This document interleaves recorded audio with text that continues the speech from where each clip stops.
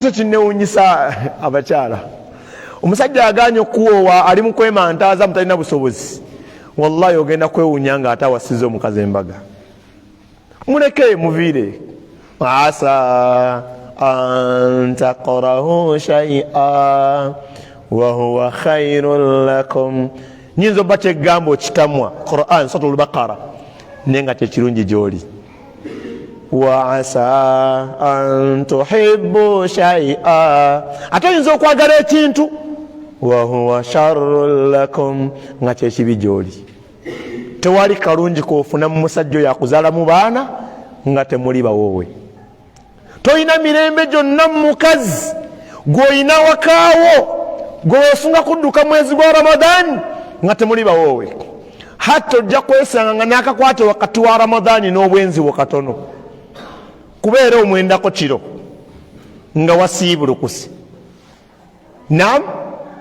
ne wallahi kyokola kibi osinga kino kyeweekengera tugenda mwezi gwa Ramadhan tulongoose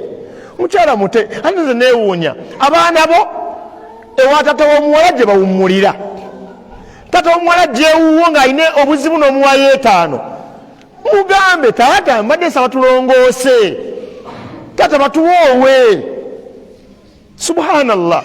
abange basiramu mutidde omwezi gwa Ramadhani temutidde Allah nga bwafunye ensisi mu mutima nywera longoosa abasiramu obwenzi bufuuse obwenzi mufa abasiramu kanaffe tulinga batali basiramu omala kuzaala mukyala abaana bana n'ogenda okola ennika abakyala wasi waki wabanga omwami si wuwo wallahi tagenda beera wuwo twerabidde nti mukabbuli mulimu tanuru saba Allah agituwonye ya rabbi tanuru eyo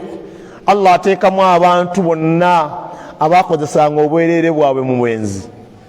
omuliro guva wansi muyo nga gukomba mu bwereere bwabwe nga bakuba enduulu ebalajana Jibril alayhi salatu wassalamu egamba omubaka nabi Muhammad sallallahu alaihi wasallam nti abo boolaba mu tanuru eyo be bantu